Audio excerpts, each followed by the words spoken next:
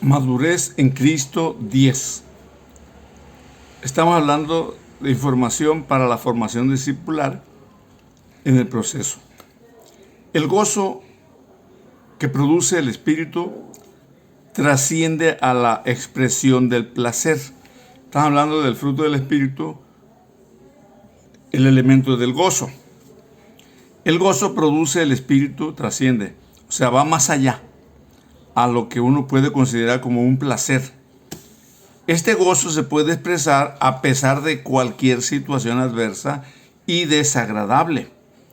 No depende de las capacidades humanas, depende de la presencia del Espíritu del Señor.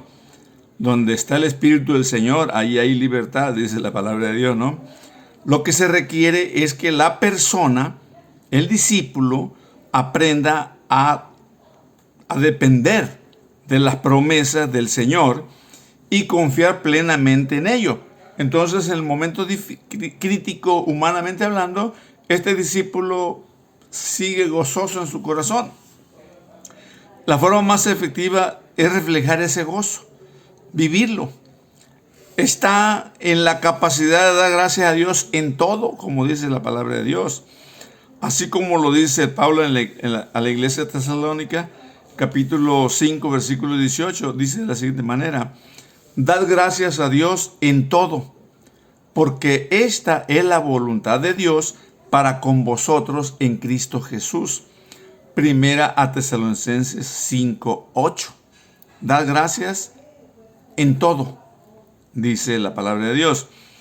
Uno de los problemas más comunes que se enfrentan hoy en día tiene que ver con la intranquilidad, el estrés, la angustia, la desesperación, que produce problemas físicos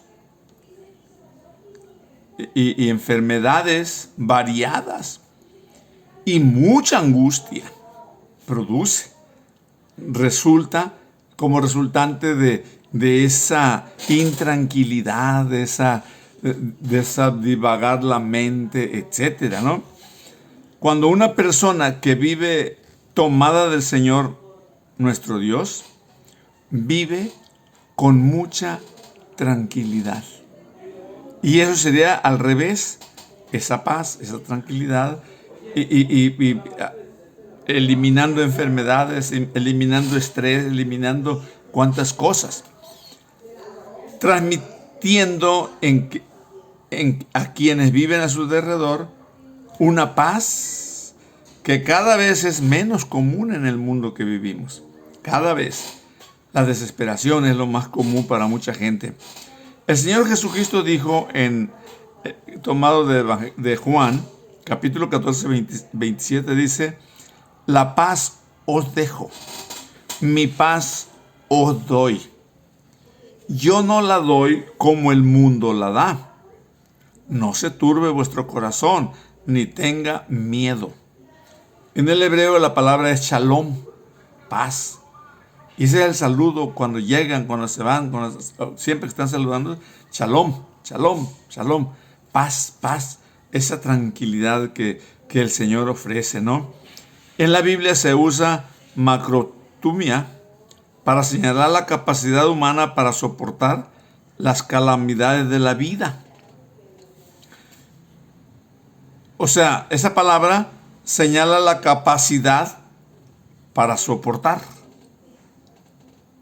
y que se le llama el gozo, la paz. El creyente debe tener por sumo gozo, dice Santiago, capítulo 1, versículos 2 y 3, por sumo gozo, la palabra superlativa, cuando se halla en diversas pruebas, sabiendo que así su fe produce paciencia. La vida va a producir paciencia.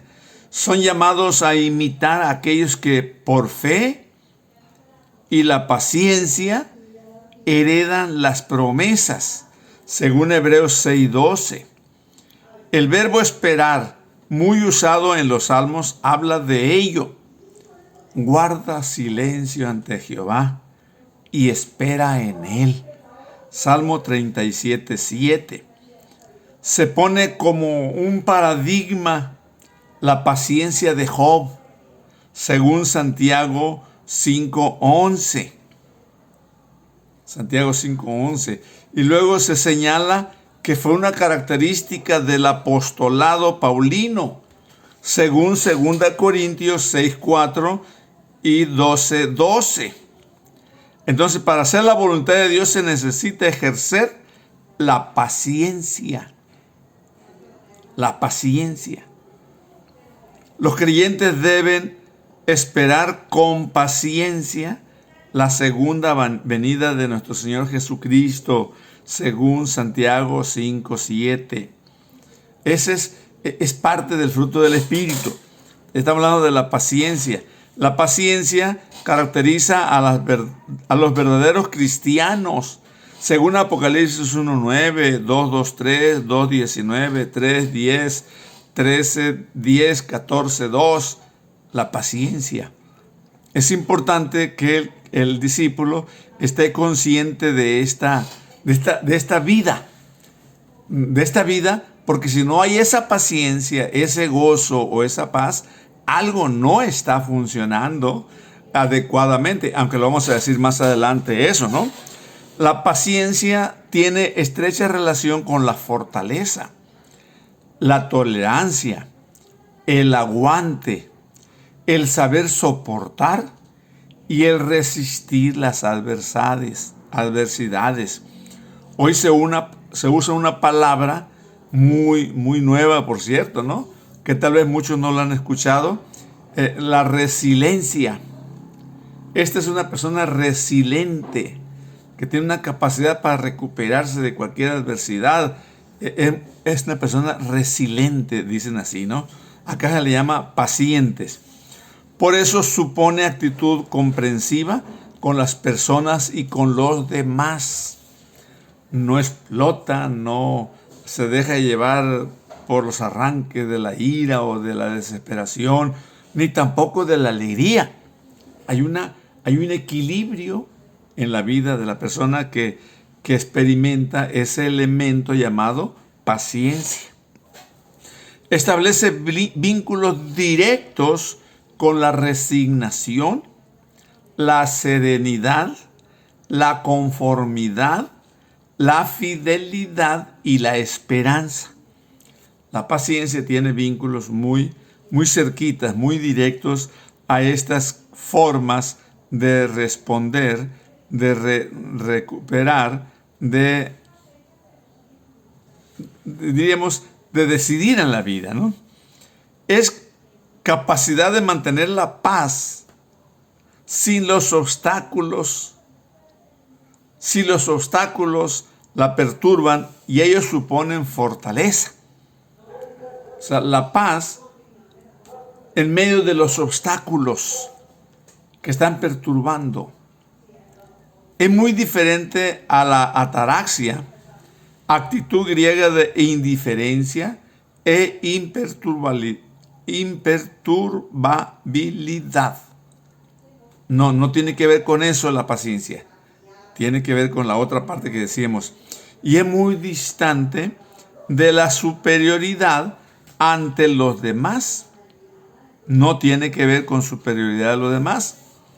La paciencia es compatible con el interés por las cosas, el deseo de pronto resolución de los problemas.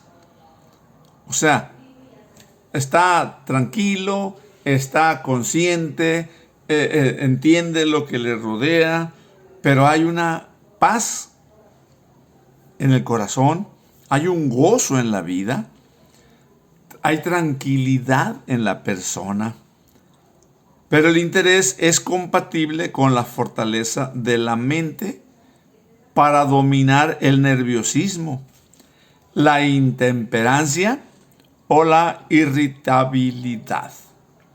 Jesús bendice a los pacientes.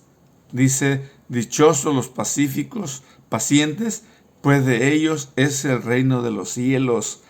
Mateo 5:10. Esa cualidad del discípulo maduro que puede experimentar esa forma de vida de paciencia. Que Dios me los bendiga.